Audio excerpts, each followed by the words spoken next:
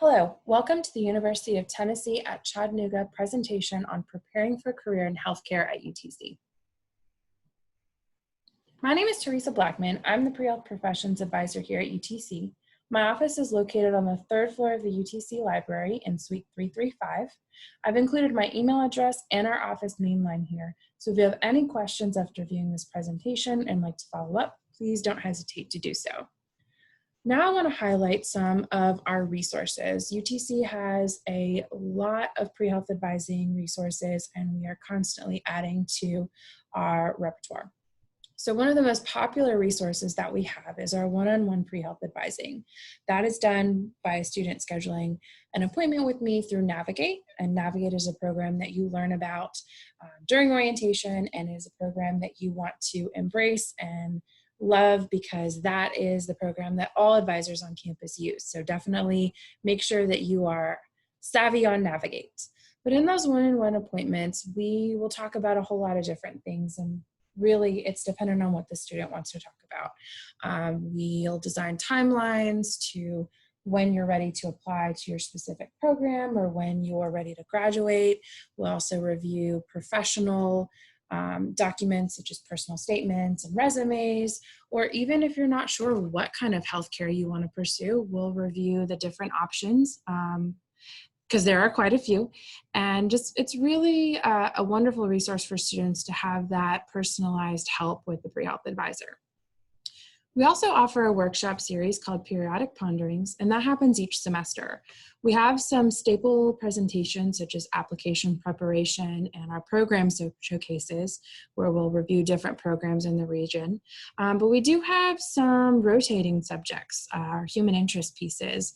We have done biomedical engineering seminars, medical oddities through history. We partner with the Center for Career Development to do resume and personal statement prep, and we even do an interview series where we will road test what it's like to be in a professional interview. So lots of different options. These workshops are free to current, incoming, and alumni students, and you can sign up for them on the Pre-Health Advising website. The website is another fabulous resource, and I've linked it in this presentation. It has a ton of information and is constantly growing. It's where we feature application information, different extracurricular opportunities, both in-person and virtual, study abroad opportunities, and test prep. One of our best resources on the Pre-Health Advising website are the guide maps. Guide maps will show you the breakdown of what specific programs require. So if you're interested in medical school at the University of Tennessee Health Science Center, it will show you what classes that you need to take and a suggested timeline. So it's a good guide for students as they are trying to figure out what programs they might be interested in, or they know what programs they're interested in and want to make sure that they're ticking all the boxes. So definitely be sure to check out that Pre-Health Advising website. Now, this is a list of all of the healthcare professions that a student graduating from the University of Tennessee at Chattanooga can pursue. Now, all of these programs do require some sort of outside, past your bachelor's degree coursework, either a certificate all the way up to professional school. We can get you into any of these programs. So if you are unsure of what professional healthcare program you're interested in, this is a great list to start Googling and seeing what it's all about. These are professions that you can set up an appointment with me and we can talk about what they look like. Or if you have a specific profession in mind that you know, this is what I want to be and it's on the list, well, congratulations, you're at the right spot. So no matter what healthcare profession you choose, there are some things that you have to do across the board. You have to have a competitive GPA. You're going to need letters of recommendation. You're going to need different experiences, and there's going to be some sort of cost. And so that's what this presentation is all about. We're going to talk about all those different factors, as well as some important information for you to determine if healthcare is the right profession for you. This is also going to help you make sure that as you're starting at UTC, you've got all your ducks in a row and you're checking all those boxes so you don't have any nasty surprises down the road. So the first thing we want to talk about is GPA, and GPA is probably the thing that I get asked the most about. What is a competitive GPA? What's the average GPA? And unfortunately, there is not one straight answer. The reason for that is there are actually 3 different kinds of GPAs that factor in when you're looking at professional healthcare programs: the cumulative GPA, the science GPA, and the competitive GPA. So you're probably thinking, what are these things? What are you talking about? Well, a cumulative GPA, that is everything. That is every college credit course you have completed. That's dual enrollment, that's summer classes, that's transfer work. If it was a college credit and you received a grade for it, it is going to factor into that cumulative GPA. Now, a science GPA, that is just your science classes. And typically it's your math, physics, chemistry, and biology courses. So any course you take in those topics, that's going to be factored into your science GPA. And we'll talk a little bit more about why that's important in a second. And then there's the competitive GPA. This is the sneaky one that people don't really pay a lot of attention to because they don't know exactly what it is. But the competitive GPA is the average GPA of what people coming into that program have. So it is the average GPA of the incoming class. And that is the GPA that you really want to be as close to as possible when you're applying to a program, because if you're way off the mark, if you have a 3.0 and the competitive GPA is a 3.7, well, that means most people applying to and who have gotten in the past to that program have had around a 3.7 GPA. So that 3.0 GPA just may not be as competitive. Now, told you we'd come back to the science GPA. An important thing to remember with your science GPA for you science majors is that the bulk of your major is going to be factored in to both the cumulative GPA and the science GPA.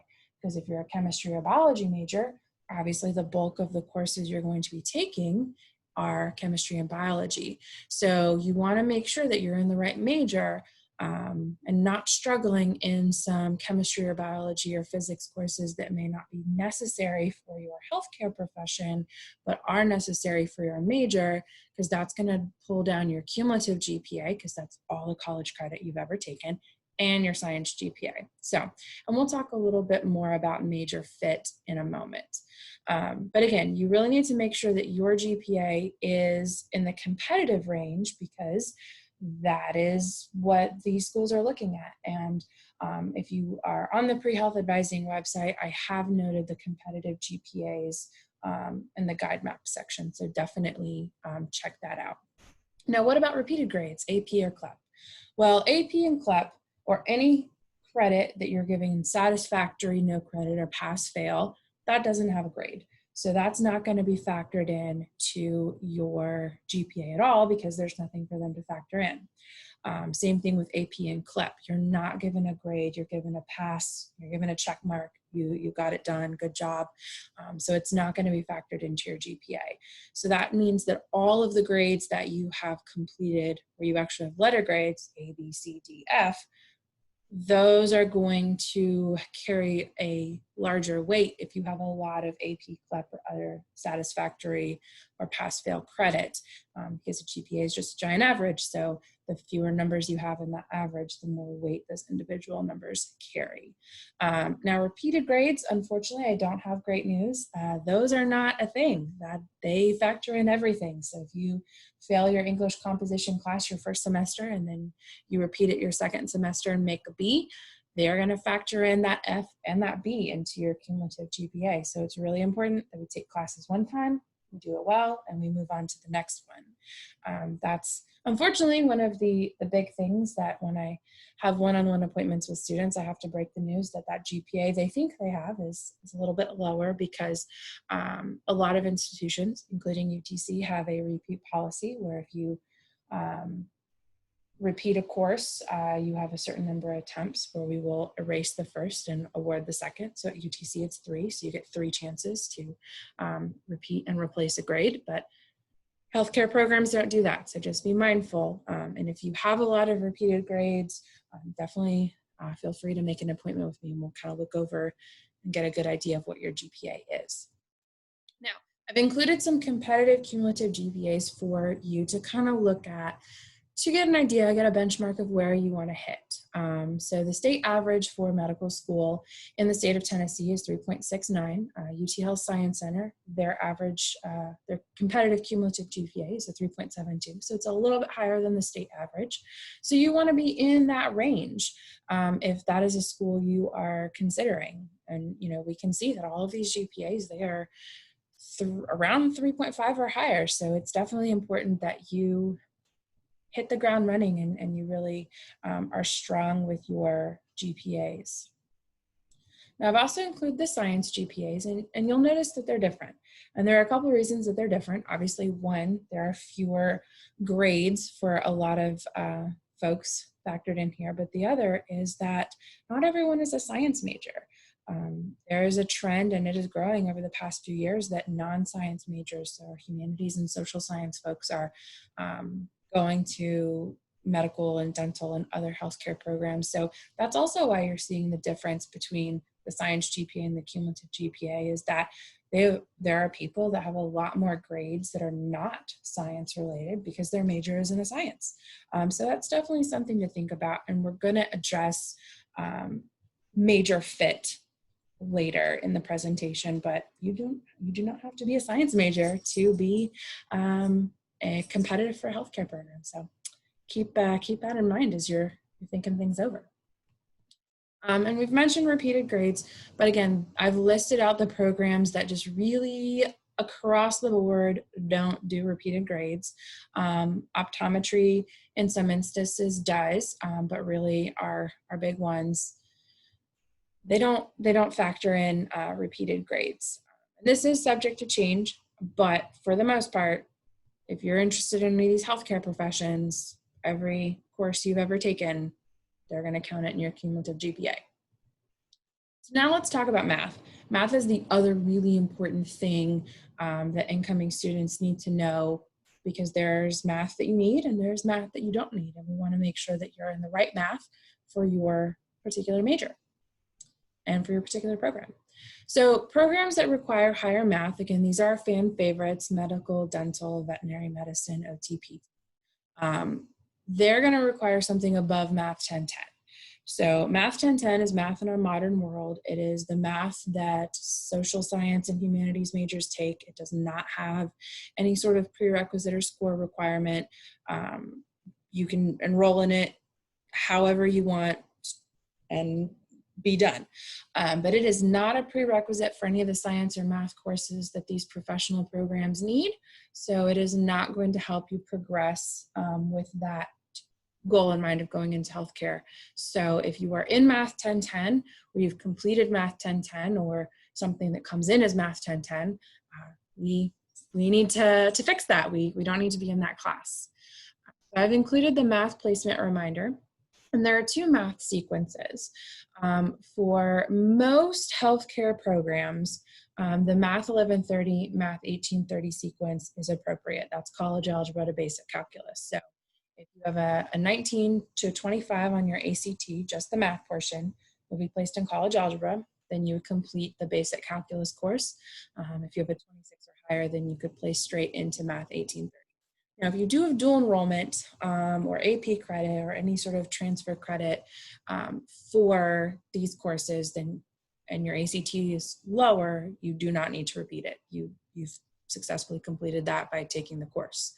For other programs, optometry, pharmacy, they want you to take the calculus route. And then again, for some of the science majors, you have to take the calculus route. So that is 1710 to 1720 to 1950. So that's pre-cal 1, pre-cal 2, calc 1. And so you can see the ACT score requirements listed here. So wherever you fall in that ACT scoring, that's where you would start.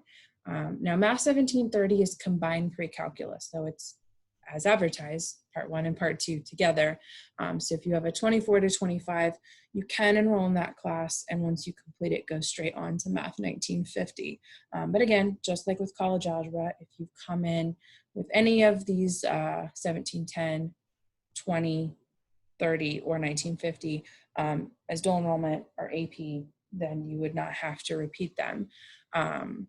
Now, I do want to note about AP, some healthcare programs don't accept it.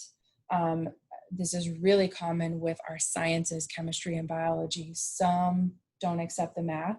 So if you have AP credit and you're not sure if that is going to be appropriate for your particular healthcare profession, definitely reach out to me and we'll take a look at it and give you an answer based on your specific situation. But this is the math placement reminder. So this is where we need to be because most of these healthcare programs require physics, and we've got to have this higher math to take physics. Timing is important. You want to give yourself plenty of time to complete these classes. That's why it's really important to get on the ball with your math immediately, because you need to have time to study for the placement, or not the placement exams, the admissions exams, things like the MCAT, the DAT, the GRE. These are really intense tests. They're several hours long. They're very expensive. There's a lot of content on them. So you want to make sure that you are hitting the courses that you need at the right time to give you enough time to study so you can apply during your desired timeline. And then I always note, for those of you thinking about med school, the MCAT does cover psychology and sociology now. So if you are not already registered for the classes and haven't already completed them, consider taking those towards the end of completing your gen ed, so end of sophomore year. That just reduces the amount of time between the time you've completed the course and when you're going to be taking the MCAT, so that info is just a little bit fresh. But if you've already taken it or you're in it now, there's not a need to change your schedule or worry. Just get an extra prep book or make sure you keep your notes handy and kind of review a little bit just to keep that information fresh. You're going to need a lot of classes in the future. That's why timing is important. A lot of this stuff builds on each other. So you want to get started with your general so you can take your advanced. So you can see here our sort of fan favorite professions here at UTC. A lot of them require general and advanced biology, general organic and biochemistry, and physics. So again, we need to start working on our basic math, our general biology and general chemistry so that we can take those advanced courses and apply when we want. Now, I told you we would come back to it, and here we are. You want to pick the best degree. You don't have to be a science major. You absolutely can. We have fantastic science programs here at UTC, and they will wonderfully prepare you for a career in healthcare. But not everyone is the best at science, and that's okay. You can pursue a lot of different major options and still go into healthcare. So most majors at UTC, they can accommodate prereqs that are needed for healthcare professions. Criminal justice, psychology, sociology, and anthropology. Those are our social science degrees. They have a lot of general electives. A general elective is anything college credit eligible. So if we'll give you college credit for it, it can be a general elective. So this is a really nice major fit for folks because it allows them to take those advanced science courses and math courses that they need and not add any time onto their graduation and not require them to take extra courses because these majors have a lot of general electives. Health and human performance, their exercise science major is a really lovely fit for a lot of healthcare programs because they have general elective space, but they also have some of the healthcare prereqs that you need for the major, so that's really helpful. Then our humanities classes, political science, history, English, those have some general elective space, but they also have minor requirement within the major, so you can minor in chemistry or biology and also have some general electives. So these all majors are really great fits. You can still get those prereqs you need for your healthcare program and not have to add extra time or pay extra to get that stuff done. The important thing is you want to be excited about your major. You need to play to your strengths because when you're excited about your major, when you're good at what you're studying, you are going to have a higher GPA. You're going to engage with the major more. That's going to really set you up for success. Being a science major does not make you more competitive just because you're a science major. If you're a science major with a really terrible GPA and really terrible recommendation letters because no one got to know you because you sort of like ducked in and out of class because you're like, I don't want anyone to see me because I'm really bad at this, you're not going to be competitive. If you're a science major that has a strong GPA and good recommendations, then obviously you'll be competitive. But if you're a history major and you have a strong GPA and good recommendations, you're also going to be competitive. So please don't think, oh, I have to be X major because that's what's competitive. That's what my, family member or friend or doctor told me. Things have changed in the past several years, and just being a specific major doesn't earn you any brownie points. If a certain science is a struggle, please don't major in it. It will drop your GPA. It'll drop both GPAs, and you'll be in my office being like, Teresa, why did I do this to myself? I'm like, I don't know. I told you not to. So please don't major in something just because you think it will make you more competitive. Please major in something that you feel excited about and that you feel like you're going to do well in. Because again, admissions officers are looking for those competitive GPAs and test scores. They're looking at experiences and shadowing. They're not looking at the major.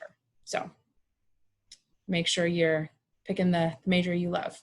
These are the professions. So this is the list I showed you earlier. These are the only ones that require a science degree. And these are very heavily science lab type programs. So if you do not want to be one of those, then you do not need a science degree. And you'll note all of the popular ones, they're not boxed in. They do not require a science degree.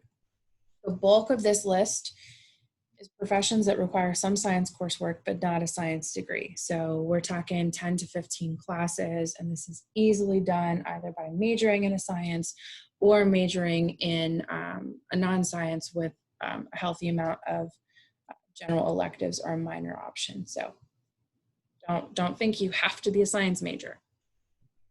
And then these are degrees that just require, or these are professions that just require a degree. And so this is really common for folks to be super passionate about healthcare, but they hit one of those advanced science classes and they just can't seem to get the content and they feel really discouraged. But these are things that you can do where you don't have to have a lot of science. A student that I worked with was really passionate about working with veterans and wanted to be a doctor and work in the VA hospital, but they got to an advanced science course and just could not pass it. And it was just really killing their GPA. So they found audiology, which works with hearing loss and hearing aids, and they are now working with a veterans hospital and veterans who have had traumatic brain injury or loss of hearing because of other factors. And so they're doing exactly what they wanted to do. It just looks a little bit different. And so that's part of my job too, is to help you get to your dream and fulfill your goal and fulfill your dream. It just might look a little bit different than you thought it would when you first started, but that's okay, because we're getting there anyway. So you'll notice that forensics wasn't on the list, and that is because forensics is a specialization of a healthcare profession. So you have to go to medical, dental, pharmacy, or what have you school, and then your residency or your internship, your focus after you complete the requirements for that profession is in forensics. So you, if you want to be an odontologist, which is a forensic dentist, you would go to dental school, complete all the dental school requirements. Then you would do extra study in forensic dentistry. Same thing with medical examiner, forensic psychology, and then forensic pathology or biology. You, most of the time, are going to go to medical school, and then you would do extra residency and internship after your initial residency in forensics. Most toxicologists, again, are going to pharmacy school first. So if you're interested in forensics, just a little bit of extra schooling on the tail end of your professional program. And just so you know, many forensics programs are very chemistry focused or do require a chemistry major. So if chemistry is not your strength, forensics may not be that. But if you super love chemistry and are really excited about forensics, then definitely this is the path for you. So let's talk about the application process. And I know you're thinking, I'm just starting college. Why are we talking about this? And the reason is a lot of programs require you to apply 18 months before you plan to start. And you can see from this list, again, this is the most common healthcare interest professions that we have students go into. And so if you're wanting to start your professional program the August after you graduate, and you're going to be graduating in 4 years, you really are looking at applying your junior year, the spring/summer of your junior year. And that is not as far away as you might think. So this is why timing is really important. But it is not uncommon for students to take what's called a gap year. That's a year or two in between graduating from undergrad and starting a professional program. So that does not make you less competitive. It does not make you less desirable. In a lot of cases, it actually makes you more desirable. So definitely get with me. Let's talk about your specific situation if you're concerned about timing. But for a lot of these, you do have to apply quite early. So that's why I want to hit the ground running. Outside the classroom, this is also a really important thing that you need to start thinking about as soon as you come to campus, because healthcare programs are really looking for outside the classroom experiences. They're looking for well-rounded folks. They do a holistic review of applicants now. So they're looking at these community activities and leadership roles and things like that. These don't necessarily have to all be focused on healthcare.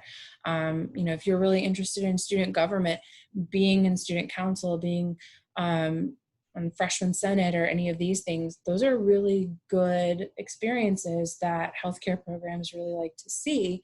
No, they are not specifically about healthcare, but they are exhibiting a lot of really good skills such as leadership, decision-making, critical thinking, and problem-solving type things that healthcare programs really like to see in their applicants. So definitely be sure to start looking at outside the classroom options. I have a lot of options that I can kind of give you. And then of course, getting involved in your major, you're going to get a lot of those opportunities as well.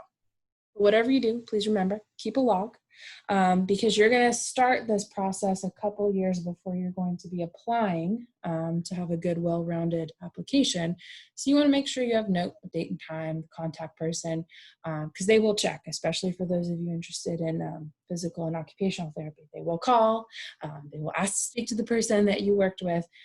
So you want to make sure that you have that information so that when you're ready to sit down, fill out that application, you can just write it all down. You don't have to worry about sitting and remembering, okay, when did I do that? Who did I do? Yeah, so keep a log. Now, the last thing we're going to talk about is the cost of applying to professional schools. And again, this might seem really, really advanced, but this is a really expensive process. So for a lot of us, we don't have several $1,000s just hanging out, waiting to find something to do with it. So, being mindful of how much this is going to cost and being able to save and kind of plan for your future is going to be really helpful. So this is the average cost of applying to medical school. I have a much more in-depth breakdown on the PreHealth website. So if you want to just see the absolute minutia breakdown, you can look that here, but I felt like that might be a little bit overwhelming for you all. But this is sort of a basic breakdown. The MCAT is responsible for a bulk of the cost. That's that entrance exam that you have to take. The test itself is $320, and you're seeing that range of test prep. You can do test prep really cheaply. You can do it really expensively. This is not one of those situations where the more you pay, the better off you are. It's all about how you learn. So if you are disciplined and are able to develop your own study plan and kind of stick with it, there are tons of resources through the American Association of Medical Colleges and through other nonprofit organizations that give you the materials and you kind of take it and run with it.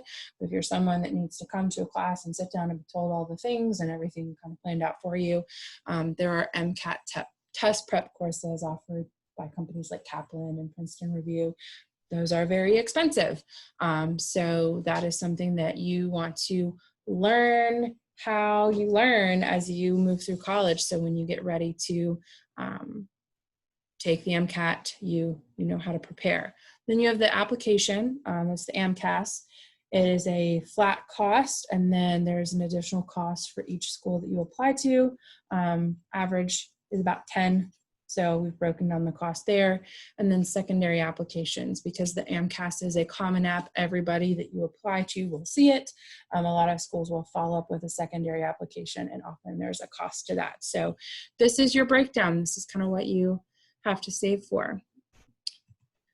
There's an average cost for other professional programs. Some are a lot cheaper. As you can see, most are a lot cheaper. A lot of that is because there either aren't as many schools that you apply to, or the exams that you have to take are not as expensive. But this is sort of a breakdown of what those professional programs will cost you.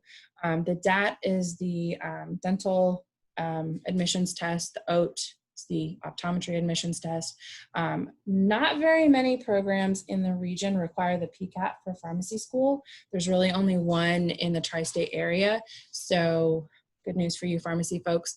And then the GRE, that's just your regular graduate entrance exam that pretty much everyone outside of the healthcare field takes if they're going to graduate school. Thank you so much for watching, and please feel free to reach out to me if you have any questions. I'm happy to answer any follow-up questions or schedule any appointments with you to discuss your specific situation. And I hope you have a lovely rest of your day, and we look forward to seeing you on campus. Go Mocs!